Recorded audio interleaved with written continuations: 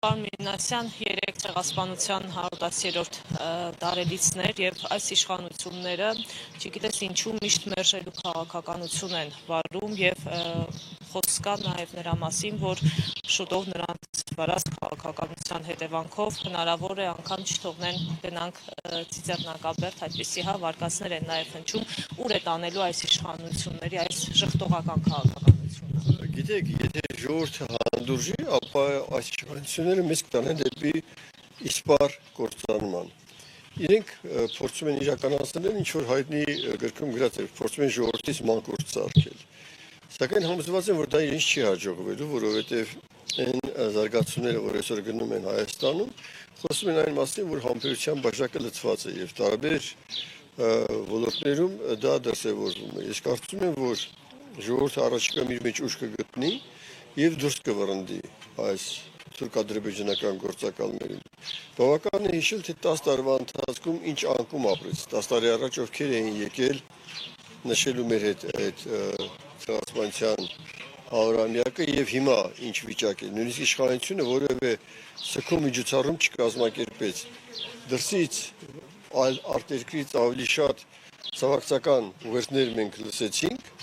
պետական մարմինների եւ պաշտոնատար անձանց կողմից, քան Հայաստանում։ Մի նպատակ իրենք ունեն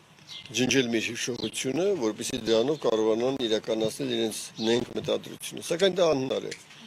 Հայ ժողովուրդը իր բազմադարյան պատմության մեջ ավելի նենգ ու վտանգավոր ճշտամիներ է ունեցել։ Բոլորին էլ հաղթահարել է, սրանց էլ կհաղթահարեն։ Տեսեք, ջահերով երթի ժամանակ միշտ Թուրքիայի եւ Ադրբեջանի դրոշը վառվում է եւ Նիկոլ Փաշինյանը այդ ամենը անպատասխանատու եւ անընդունելի քայլ է համարել։ Օրինակ, դուք ինչպես եք վերաբերում Նիկոլ Փաշինյանի այդ հայտարարությանը, որովհետեւ երբ որ Արցախի դրոշն էին ադրբեջանցիները ոտնատակ տալիս, վառում եւ արցախահայերին ցեղասպանում, կարծես թե նա այդքան չէր վրդովվել։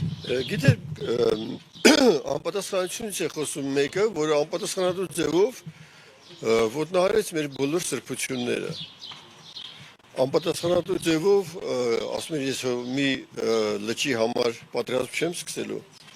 ես չեմ պատերազմ սկսելու մի սարի համար, որը տարվա կեսից ավելին ձյան մեջ է։ Այդ մարդը իրավունք ունի պատասխանության մասին խոսել, իհարկե ոչ։ Եվ ընդհանրապես ամեն մարդու ամեն խոսքին չի կարելի ուշադրություն դարձնել։ Եթե այդպես լինի, մենք իսկապես դե ոչ բարով երկրի ղեկավարը, ես ասացի, որ մեր պետությունը, մեր ազգը, մեր ժողովուրդը ուրիշ շատ ավելի նենք ղեկավարների է ունեցել, բայց դրանց բոլորին ուղարկել է պատմության աղբանոցը։ Շուտով ինքն էլ կգնա իր արժանի տեղը կգտնի այդ պատմության աղբանոցում։ Շնորհակալ եմ։